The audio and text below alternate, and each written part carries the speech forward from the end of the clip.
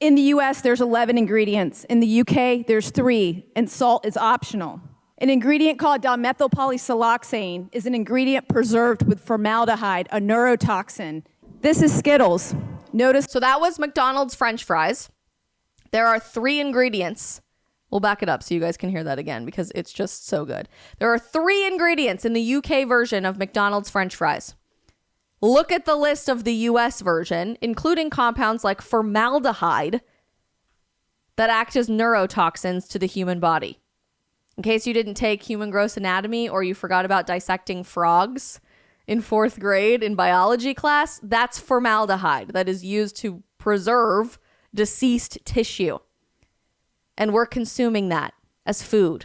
I know this might be an incredibly, exceptionally hot take. I'm not a big fan of McDonald's French fries. I know everybody says they're like the best thing on the fast food market. McDonald's every time just makes me feel like I'm about to vomit. Maybe it's because I watched Super Size Me at a really young age, but it just tastes fake. It tastes synthetic. It does not taste real to me.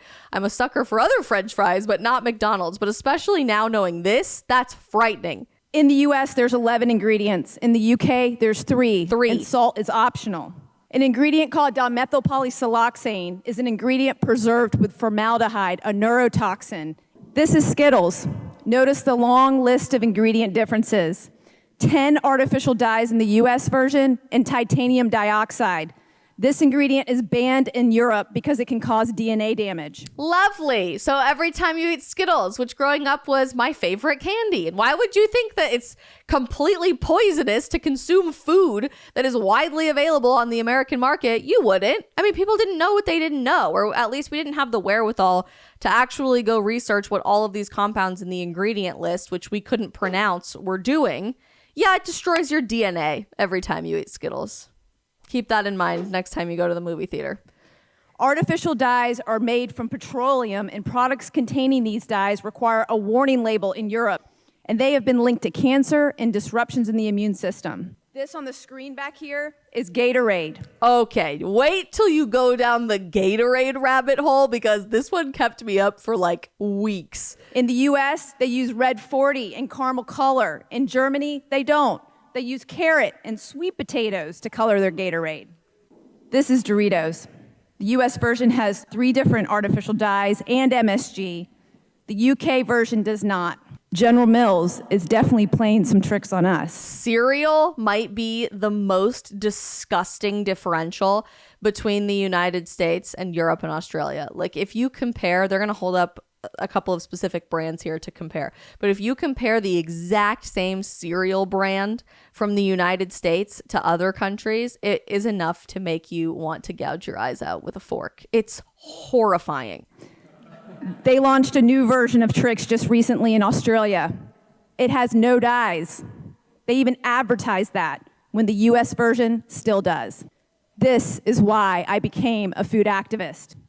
My name is Vani Hari. And I only want one thing.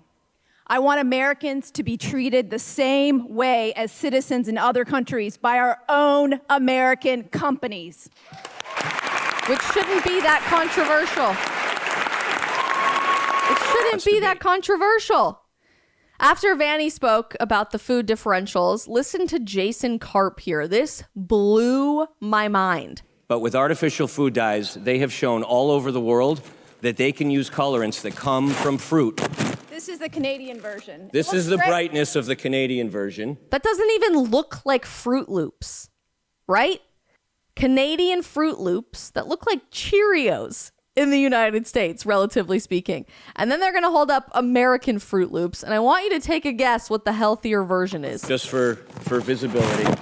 And this is the brightness of artificial food dyes. That's insane. So, of course. Look at that differential. That looks like an entirely different thing.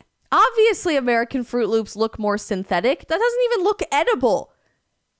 It looks like the plastic versions of food you see on food commercials. Kellogg and other food companies will argue children prefer this over this, just as they would prefer cocaine over sugar. That doesn't make good comparison. Make it okay. But I think that does not make it okay. Period. Full stop. So you actually can see the visual difference. And I noticed this after spending a lot of time in Europe this summer and in the UK in August. I mean, if you look at compounds that make up sodas like Fanta in the United States versus the UK, it looks like orange juice in the UK. And in America, it looks like toxic sludge. I have really tried to pare back on the processed food reality in my own life. That's not to say I don't enjoy the occasional Chick-fil-A. We all do, let's be honest with ourselves. Although it doesn't taste the same after they got rid of the antibiotic-free chicken, unfortunately. So I don't love it as much anymore. But my husband and I have been on this whole journey for the last several years, getting ready for our wedding and everything, to get rid of processed food in our lives. And it has made a world of difference. I can't tell you the last time I had soda. I drink a zillion of these. I have one of these every single day. And it's not a perfect replacement, but it's better, much, much better. Olipop, that's a prebiotic soda, if you can even call it that. The last time I had a soda, I could feel the film of sugar on my teeth for 3 days. And I said, oh my gosh, we are never doing that again. The last time I've had actual candy, I can't even remember. It was probably 9 months to a year ago at the movie theater, maybe. And I couldn't even eat more than 3 bites of it because it didn't taste like real food. So when you spend the time to cut these things out of your life, as soon as you start reintroducing it into your diet, you can sense in your taste buds, in your cells, this is not real food. This is poison. I cannot eat this. I'm actually repelled by the very idea of this. But the problem is most Americans never have the wherewithal or awareness or opportunity to cut those things out of their life to begin with. And even if you do, where can you go to find healthier alternatives? Where does that exist? If the entire industry is telling you, oh, these things are perfectly fine. They might not have them in other countries, but it's fine. We're the experts. We're funding all the studies. Every peer-reviewed study will tell you you are perfectly healthy to have formaldehyde in your food. You are perfectly healthy to have artificial dyes that mess with your DNA structure.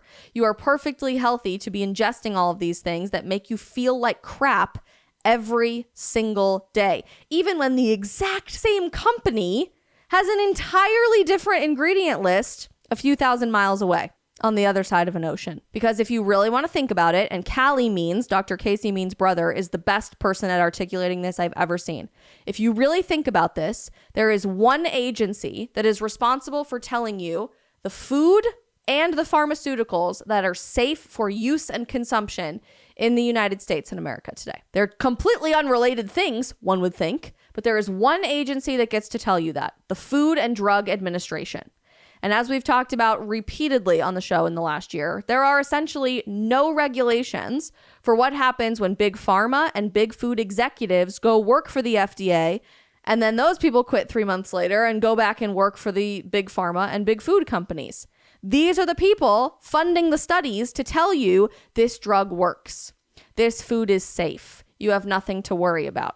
And I cannot recommend, if you guys haven't already made prayer a part of your daily routine, downloading the world's largest Christian prayer app, Hallow, Hallow. They have more than 10,000 original prayers, meditations, history podcasts, lifestyle podcasts, mental health resources, everything you can possibly imagine that has totally transformed my prayer life and that of almost every single one of you as well. Hallow is offering you a 3-month free trial to all of the incredible content on their platform. If you go right now to hallow.com/Isabel, HALLOW.com/Isabel. And our friends over at Public Square, America's largest leading marketplace for small businesses that are all pro-family, pro-faith, and pro-freedom, and pro-actual science, by the way, actually got their start out in the beautiful state of California. They are changing how we spend money in America one day at a time, realizing that where we spend our dollars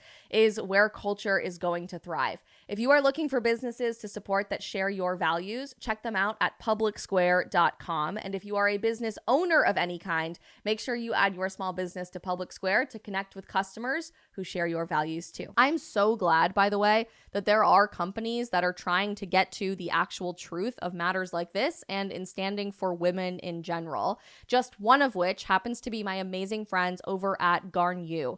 Garnier is the only period product company on the market that insists only women can menstruate. Thank you for that, by the way, Garnier, because we need a whole lot more of that. And their pads, their tampons, and their menstrual cup products are all 100% organic and completely non-toxic. I have noticed a huge change in my cycle since switching to Garnier products, and I cannot begin to recommend them enough to you, especially after we just found out that most leading tampon brands have arsenic and lead in them if you're buying them at Target or the grocery store. You can get a discount on your first order to Garnier if you click the link in the description of this video. And please, please, please embrace the same courage that they are in standing up for real womanhood in 2024 and beyond.